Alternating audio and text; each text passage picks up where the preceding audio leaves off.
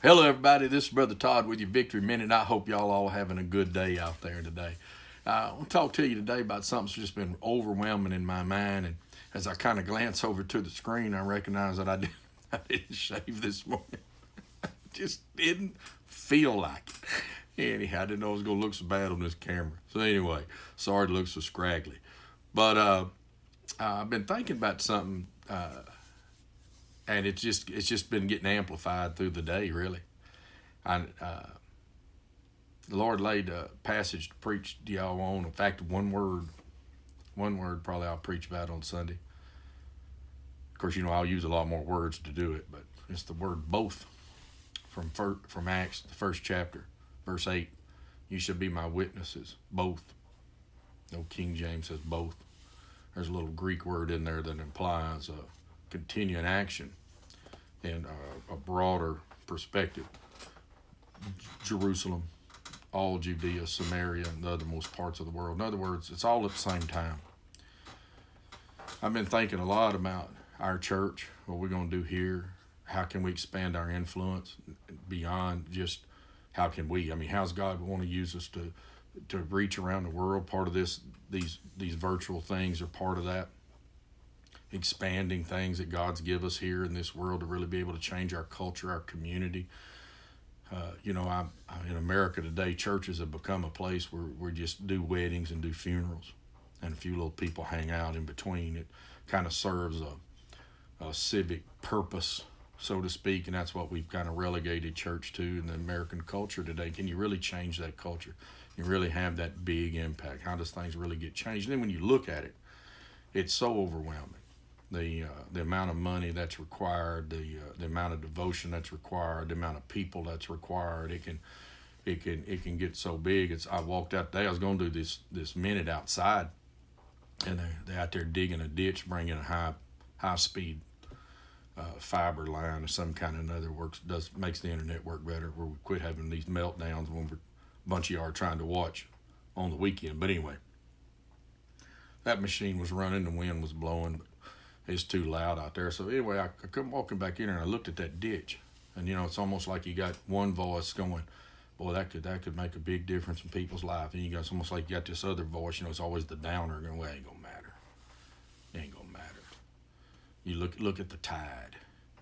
How you gonna stand against the tide? How can a church, how can a few Christians here and there really make a difference in a culture? It can get overwhelming, discouraging, so to speak, and then you get to remembering that that's how God has always used people. He's always brought out the weak to confound the wise. He's always used the empty to take, and he pours them full, and then they change the world. And even if you only have a little bit of impact. I had a friend of mine got saved, first sermon I ever preached. And I've always said if he's the only one ever got saved, it's worth a whole lifetime of ministry, because of the value of one soul. What can you do with one person?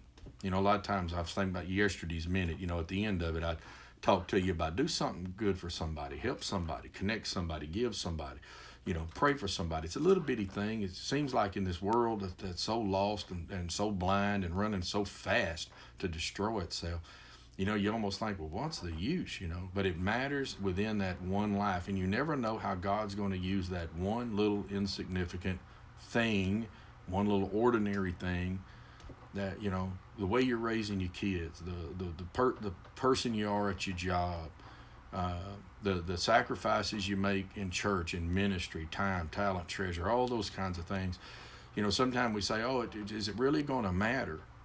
But then you think, boy, what does God do with a little bit? You got to remember, guys, we know Peter, James, John, all them now, Mary. They were all just little ordinary people. They're just ordinary people that God just used them.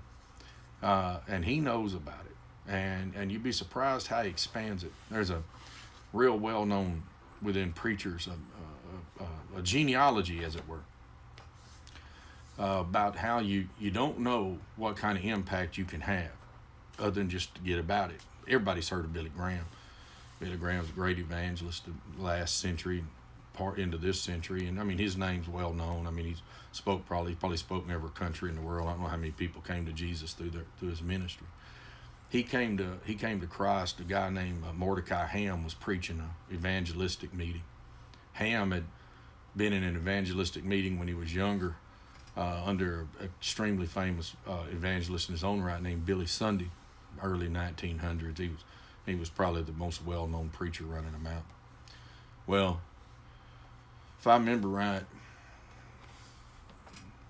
I don't think he was at a meeting. He may have been in a Bible study or something, but it was a guy named J. Wilbur Chapman had been preaching, and he was connected to a church. A guy named F.B. Meyer was one of these guys who was an extreme intellectual, never talked about Jesus, had a big fancy church.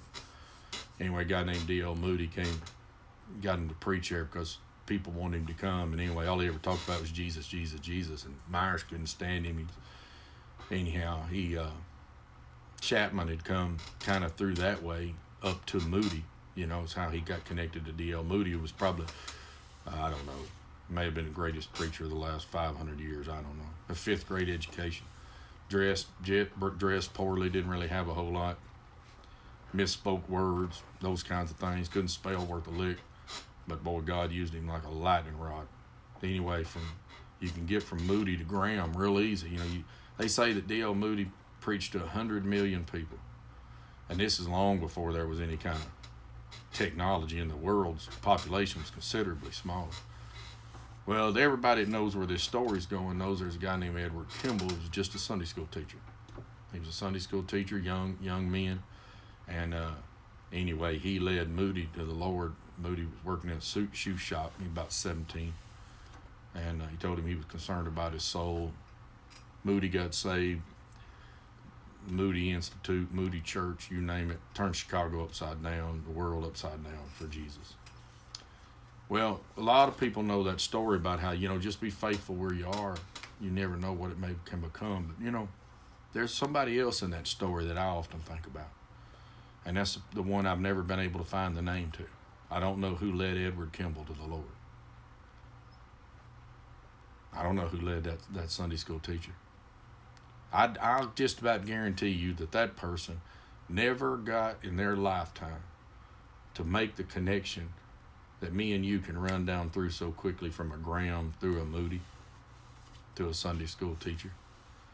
They just were loving Jesus and trying to help, and their impact, you got me?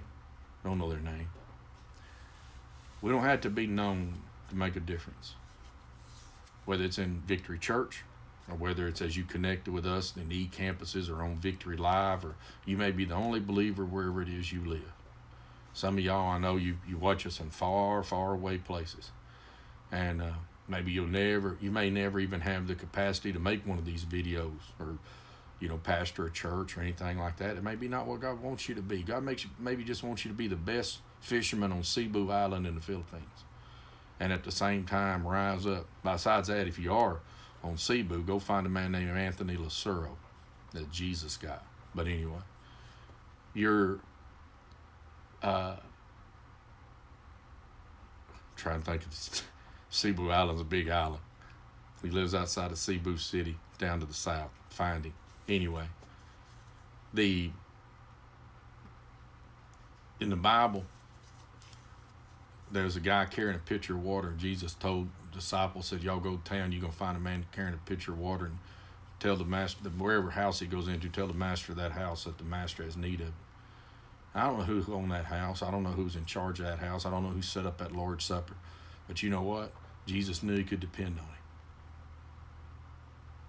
I like them guys that was standing there that owned them donkeys, that mama donkey and that baby donkey, that foal. And Jesus sent them disciples in there and said, go bring me a colt. You're going to find two donkeys there together. Bring them to me. I'm going to ride that colt into Jerusalem. Of course, he didn't tell them that at the time. And he said, if anybody asks you, what are you doing? Tell them the master needs them. And they was over there stealing these man's donkeys. And they said, hey, what are y'all doing them donkeys? He said, Jesus needs them. Okay. I don't know if man ever got his donkey back. You know what? It didn't matter to him. And it didn't matter, I don't think, to him that his name's not known. I'm going to tell you what, in heaven, there's a man living in his ordinary situation. Maybe some woman was master of that house. that Jesus set up for the Last Supper. And me and you don't know them. We don't have a clue who they are. But oh my Lord, they were used by the Lord and brought glory to him and a help to people. You follow me? You follow me today, Victory Church member?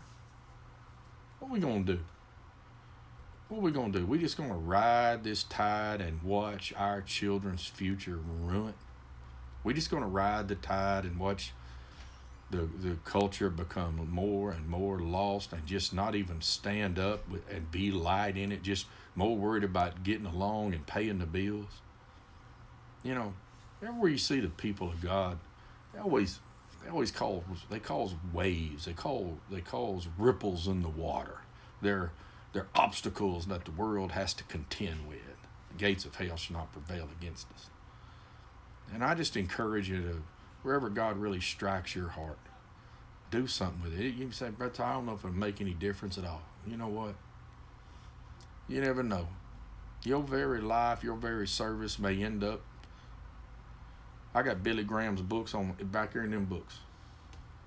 You never know what kind of influence you might have. You never know what kind of difference you're going to make. You know, even if we have no influence, to be light in our own house, for our kids to grow up and not be tied to this secular nonsense. I mean, look at it. Just look at it. Look how delirious they are. Look at how reprobate it is. Guys, we gotta rise up. We gotta rise up. I know it can get overwhelming. You may even hear it in my voice today. It just seems like such a big, big thing. But I'll tell you what. I cannot let my life go and only be worried about sitting in the air conditioner and having plenty to eat and just minding my own business till God calls me home. I think God's put a mountain before us. I think in these last times, if there's ever been a time for the church to rise up, it needs to rise up now. He said, Brother Todd, what can I do? Just do the one thing God's talking to you about right now. He may not be sending you after the world right now. He may just be hiding you somewhere. In fact, let me tell you something. You got to be hidden before you can be shown anyway. John the Baptist was hid for 30 years, for 6 months worth of ministry. But that brother was daring and devoted, holy and humble. And Jesus Christ himself said there ain't been a greater prophet born of women than that man right there. Think about it. Well, hope you have a good day, and I hope that you pick out one thing to do that can have an eternal mark in somebody's life. Say something about Jesus.